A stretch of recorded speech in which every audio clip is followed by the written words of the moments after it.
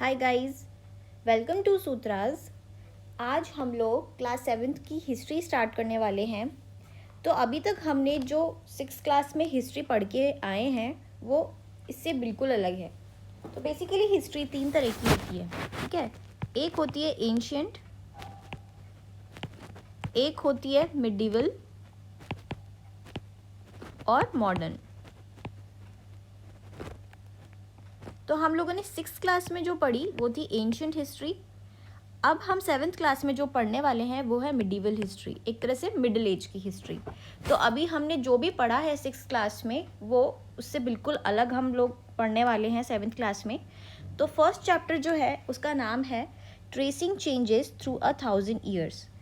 जैसे कि चेंजेस आते रहते हैं, अगर अभी हम लोग बात करें आज से 10 साल पहले की तो काफ़ी चेंजेस आए हैं 10 साल में।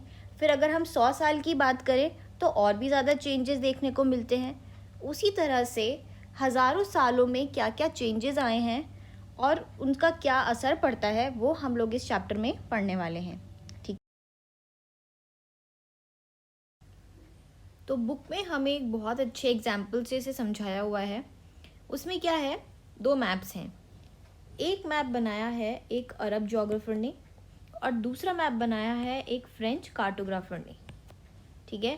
कार्टोग्राफर कौन होते हैं? कार्टोग्राफर वो लोग होते हैं जो मैप्स बनाते हैं। तो ये जो अरब जोग्राफर ने मैप बनाया, ये इसने बनाया 154 सीई में। सीई क्या होता है ये हम लोगों ने पहले भी पढ़ा था, कॉमन एरा। तो ये इसने 154 सीई में बनाया, 1154 सीई में। और इसके 600 साल बाद करीब ये फ्रेंच कार्टोग्राफर ने दूसरा मैप बनाया, ठीक है। इन दोनों ने जो मैप्स बनाए ये एक ही एरिया का मैप था, किसका? इंडियन सबकॉन्टिनेंट का। लेकिन अगर अभी हम इसे देखें, दोनों मैप्स को अगर हम कंपेयर करें, मैप 1 और 2 को, तो हमें पता लगेगा कि कितना डिफरेंस है। ऐसा लगता ही नहीं है कि वो एक ही जगह के मैप हैं। क्या है कि ये जो अरब वाला जो मैप है इसमें अपसाइड डाउन है ये बेसिकली, ठीक है। अपसाइड डाउन कैसे? कि जैसे अगर आज हम लोग इंडिया का मैप देखते हैं तो साउथ में हम लोगों को श्रीलंका दिखता है ना। इंडिया के साउथ में हमें श्रीलंका दिखता है। लेकिन अगर हम इस मैप को देखेंगे तो उसमें हमें नॉर्थ में दिखेगा, ठीक है। तो जो साउथ वाला एरिया है वो पूरा नॉर्थ में दिखेगा हमें, अगर हम ये अरब जोग्राफर वाला मैप देखें तो। वहीं पे अगर हम लोग ये वाला मैप देखेंगे तो ये हमें बहुत फेमिलियर लगेगा। ये करीब करीब जैसा आज दिखता है हमारा इंडिया का मैप वैसा ही है, ठीक है। तो 600 साल में इतना डिफरेंस क्यों आया? तो सबसे पहले जो डिफरेंस इसका एक रीज़न जो है वो ये है कि जो कार्टोग्राफी की साइंस है, यानी कि जो मैप्स बनाने का आर्ट है, वो काफ़ी चेंज हो गया इन दोनों पीरियड्स में, ठीक है। 600 सालों में उसमें इतना चेंज आ गया कि एक जगह का मैप एक जैसा ही नहीं लगता, ठीक है। बाकी हम लोग इसको डिटेल में अभी टेक्स्ट रीड करेंगे तब पढ़। तो ये है map number 1, a section of the world map drawn by a geographer Al-Idrisi in 12th century showing the Indian subcontinent from land to sea। तो ये जो मैप 1 है ये किसने बनाया था? एक जोग्राफर था जिसका नाम था अल इद्रीसी। 12th सेंचुरी में उसने ये मैप बनाया और उसमें इस मैप में उसने इंडियन सबकॉन्टिनेंट को शो किया है। Take a look at map 1 and 2. Map 1 was made in 1154 CE by the Arab geographer Al-Idrisi। तो ये जो जैसे मैंने पहले भी बताया था कि किसने बनाया था मैप नंबर 1, ये जो है अरब जोग्राफर था जिसका नाम था अल इद्रीसी, उसने ये बनाया था। The section reproduced here is a detail of the Indian subcontinent from his larger map of the world। और उसने सिर्फ इतना सा मैप नहीं बनाया था, उसने बनाया था पूरा वर्ल्ड का मैप था, लेकिन उसका ये इंडियन सबकॉन्टिनेंट वाला हिस्सा जो है वो हमें इस मैप में शो हुआ है, ठीक है। Map 2 was made in the 1720s by a French cartographer. और जो मैप सेकेंड है नीचे जो बुक में, वो किसने बनाया था? वो एक फ्रेंच कार्टोग्राफर ने बनाया था 1720s में, यानी कि अराउंड इसके फर्स्ट मैप के बनने के करीब 600 साल बाद में सेकंड नंबर वाला मैप बना था। अब कार्टोग्राफर कौन होता है? तो राइट साइड में हमें ये दिया हुआ है कि cartographer is a person who makes map, यानी कि जो मैप्स बनाते हैं उन्हें हम कार्टोग्राफर कहते हैं। The two maps are quite different even though they are of the same area. अगर हम इन दोनों मैप्स को कंपेयर करें तो हमें ये दिखेगा कि ये दोनों एक एरिया का होने के बावजूद भी काफ़ी डिफरेंट हैं. In Al-Idrisi's map, South India is where we would expect to find North India and Sri Lanka is the island at the top. अल-इद्रिसी के इस मैप में साउथ इंडिया कहाँ पे है? ये नॉर्थ की साइड में, ठीक है, और श्रीलंका भी है यहाँ पे. लेकिन अगर अभी हम आज के टाइम पे अगर इंडिया का मैप देखें तो ये साउथ इंडिया नीचे की साइड है और यहाँ पे श्रीलंका है, ठीक है. तो ये बिल्कुल उल्टा मैप है. Places names are marked in Arabic, और ये अरबी भाषा में है. ये जो लैंग्वेज है ये कौन सी है? Arabic. And there are some well-known names like Kannauj in Uttar Pradesh spelt in the map as Kannauj. ठीक है, तो यहाँ पे हम लोगों को कुछ नोन नेम्स भी देखने को मिलते हैं, जैसे कि उत्तर प्रदेश का जो कनौज है वो भी हमें यहाँ पे मिल जाएगा. देख, map 2 was made nearly 600 years after map 1, during which the information about the subcontinent had changed considerably. तो जो मैप 2 है ये कब बना था? ये मैप 1 के अराउंड 600 साल बाद बनाया गया, और जब तक कि सब कॉन्टिनेंट की जो भी इंफॉर्मेशन थी वो काफ़ी हद तक चेंज हो चुकी थी. This map seems more familiar to us and the coastal areas in particular are surprisingly detailed. और अगर हम इस मैप को देखें तो ये हमें काफ़ी कुछ फैमिलियर लगता है. क्यों? क्योंकि आज भी हम अगर इंडिया का मैप देखते हैं तो वो इसी तरह से कुछ दिखता है. This map was used by European sailors and merchants on their voyages. और इसी मैप को कुछ यूरोपियन सेलर्स और मर्चेंट्स यूज़ करते थे जब वो वोयाजेस पे जाते थे, मतलब कि समुद्री यात्राओं पे जब वो जाते थे तब वो इसी मैप को यूज़ करते थे, ठीक है.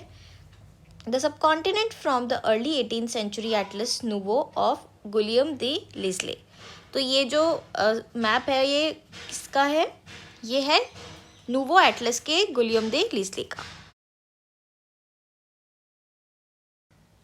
Equally important is the fact that the science of cartography differed in 2 periods.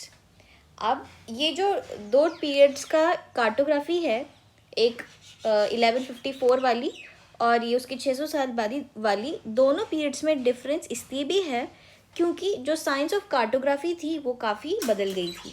यानी कि मैप बनाने का जो तरीका था वो पूरा दोनों पीरियड्स में बदल चुका था. When historians read documents, maps and texts from the past, they have to be sensitive to the different historical backgrounds, the context in which information about the past was produced. जब भी कोई historian कोई document read करता है, कोई भी maps को refer करता है या कोई भी टेक्स्ट को देखता है जो कि पास्ट के हैं, उसको बहुत ज़्यादा इस चीज़ का ध्यान रखना पड़ता है कि वो कौन से कॉन्टेक्स्ट में उसको देख रहा है. यानी कि किस कॉन्टेक्स्ट में पास्ट की जो इन्फॉर्मेशन है वो उसको मिली है, उसको वो बहुत ध्यान में रखना पड़ता है, ठीक है. तो ये हुआ हमारा फर्स्ट टॉपिक. हमारा नेक्स्ट टॉपिक है न्यू एंड ओल्ड टर्मिनोलॉजीज. अभी हम लोगों ने इस टॉपिक में पढ़ा था कि किस कॉन्टेक्स्ट में इंफॉर्मेशन प्रोड्यूस हो रही है वो समय के साथ साथ में बदलती है, ठीक है. जैसे अभी हम लोगों ने मैप का एग्जाम्पल पढ़ा कि किस तरह से दो टाइम पीरियड्स में इंफॉर्मेशन बदली. लेकिन क्या लैंग्वेज भी बदलती है या फिर लैंग्वेज में जो पहले मीनिंग होता था शब्दों का वो भी बदलता है समय के साथ? तो वो हम लोग इस टॉपिक में कवर. तो अगर हम बात करें पर्शियन लैंग्वेज की, तो जो एंशियंट पर्शियन लैंग्वेज थी, एंशियंट यानी पुरानी, वो मॉडर्न पर्शियन से काफ़ी अलग है, ठीक है. तो समय के साथ साथ में इस भाषा में डिफरेंसेस आए हैं. लेकिन सिर्फ ऐसा नहीं कि लैंग्वेज के ग्रामर या फिर उसकी सिर्फ वोकैबुलरी में डिफरेंस है, ठीक है, बल्कि उन शब्दों के मीनिंग में भी काफ़ी डिफरेंसेस हैं.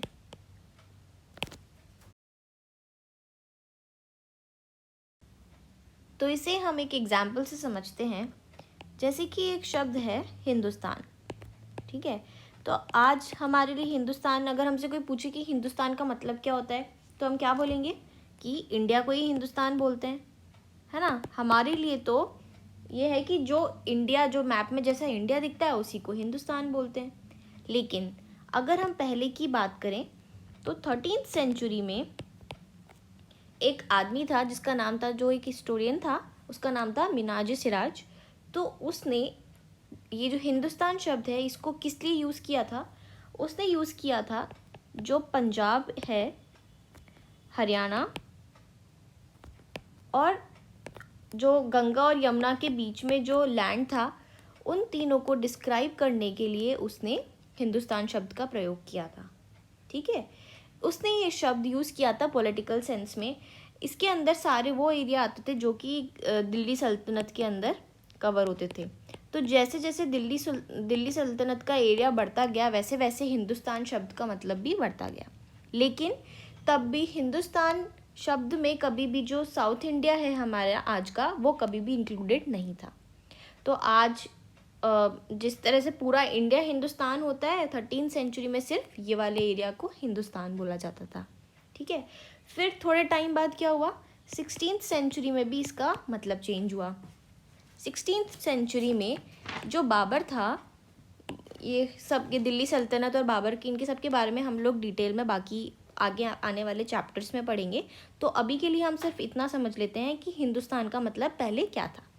तो क्या था कि 16th सेंचुरी में जो बाबर था उसने हिंदुस्तान शब्द का यूज़ किया था ज्योग्राफी और कल्चर को डिफाइन करने के लिए। पूरे इंडिया का जो भी उस टाइम का कल्चर और ज्योग्राफी और फौना वगैरह था, उनको सबको डिस्क्राइब करने के लिए उसने इस शब्द को यूज़ किया था। ठीक है, तो ये एक एग्जाम्पल है। उसके अलावा एक और एग्जाम्पल है, उसमें क्या है कि एक शब्द है फॉरेनर। तो आज अगर हम लोग फॉरेनर के बारे में बात करते हैं तो हम क्या सोचते हैं कि फॉरेनर वो है जो भी इंडिया में नहीं रहता, जो भी बाहर के देशों में रहता है वो हमारे लिए फॉरेनर है। लेकिन पहले के ज़माने में क्या था, पहले के लोगों को जो भी उनके जो छोटे से विलेज के बाहर से भी अगर कोई दूसरा आदमी आता था, वो भी उन लोगों के लिए फॉरेनर होता था। ठीक है, तो जो भी उस सोसाइटी का पार्ट नहीं था, जो भी उस कल्चर का पार्ट नहीं था, वो सब उन लोगों के लिए फॉरेनर थे। फॉर एग्ज़ाम्पल, जैसे अगर हम बात करें दिल्ली की, तो दिल्ली के बाहर जो भी अगर कोई दूसरे स्टेट्स के लोग थे, अगर कोई दिल्ली में आ जाते थे तो वो बोलते थे कि ये तो कोई परदेसिया है, ये तो कोई फॉरेनर है।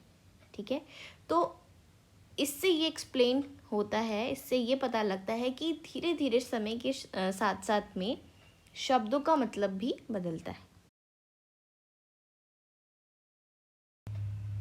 अब हम लोग एक बार इसका टेक्स्ट भी रीड कर लेते हैं। New and old terminologies. If the context in which information is produced changes with time, what about language and meanings? अगर information time के साथ साथ में बदलती है तो क्या language और meanings भी बदलते हैं? Historical records exist in a variety of languages which have changed considerably over years. तो जो historical records जो exist होते हैं बहुत सारी language में होते हैं, और वो क्या है, धीरे धीरे समय के साथ साथ में बदलते रहते हैं। Medieval Persian for example is different from modern Persian. Example के तौर पे क्या है कि जो पर्शियन, मेडिवल पर्शियन जो भाषा थी वो मॉडर्न पर्शियन से अलग है। The difference is not just with regard to grammar and vocabulary, the meanings of words also changes over time. और डिफरेंस सिर्फ ऐसा नहीं कि उसकी ग्रामर या उसकी वोकेबलरी चेंज होती है, बल्कि समय के साथ साथ में उन शब्दों के मतलब भी बदल जाते हैं। Take the term Hindustan for example. अभी हम लोग हिंदुस्तान का एक एग्जाम्पल लेते हैं। Today we understand it as India, the modern nation state. आज हम लोग हिंदुस्तान के मतलब समझते हैं इंडिया, जो कि एक मॉडर्न नेशन स्टेट है। When the term was used in the 13th century by Binaji Siraj, a chronicler who wrote in Persian, he meant the areas of Punjab, Haryana and the lands between the Ganga and Yamuna. आज तो हम लोग समझते हैं कि ये भारत एक modern nation state है, लेकिन 13th सेंचुरी में एक क्रॉनिकलर था जो कि पर्शियन में लिखा था। क्या नाम था उसका? मिनाजी सिराज। उसके हिसाब से हिंदुस्तान को यूज़ करते थे कुछ एरियाज़ डिफ़ाइन करने के लिए। कहाँ कहाँ के? पंजाब के, हरियाणा के और जो गंगा और यमुना रिवर्स हैं उनके बीच का जो लैंड है उसको डिस्क्राइब करने के लिए, ठीक है।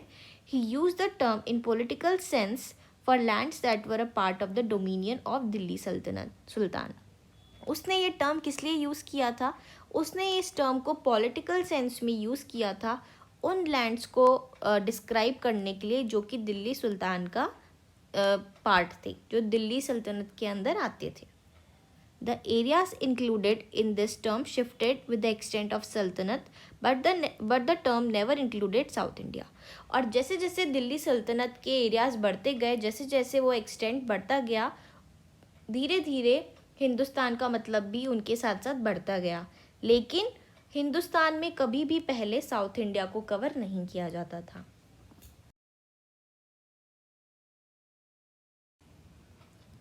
By contrast, in the early 16th century, Babur used Hindustan to describe the geography, the fauna and the culture of inhabitants of the subcontinent. तो अभी जो हमने बात करी वो थी 13th सेंचुरी के बारे में। फिर क्या हुआ? 16th सेंचुरी में बाबर ने हिंदुस्तान शब्द का यूज़ किया, ये जो सब कॉन्टिनेंट है यानी कि आज का जो इंडिया है, यहाँ की ज्योग्राफी और यहाँ के कल्चर को डिफाइन करने के लिए। As we will see later in the chapter, this was somewhat similar to the way the 14th century poet अमीर Khusro used the word Hind. अभी हम लोग जैसे जैसे धीरे आगे पढ़ेंगे हमें पता लगेगा कि ये उसी तरह से सिमिलर है जिस तरह से अमीर खुसरो जो एक पोएट थे 14th सेंचुरी में उन्होंने हिंद शब्द को यूज़ किया था, ठीक है।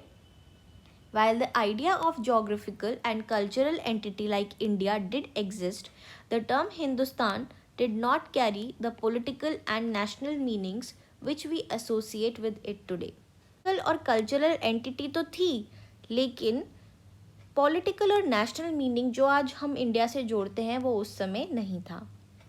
Historians today have to be careful about the term they use because they meant different things in the past.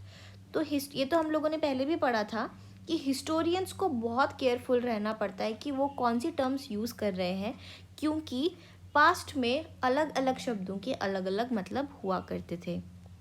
Take for example a simple term like foreigner, जैसे कि हम लोग एग्जाम्पल लेते हैं एक फॉरेनर शब्द का।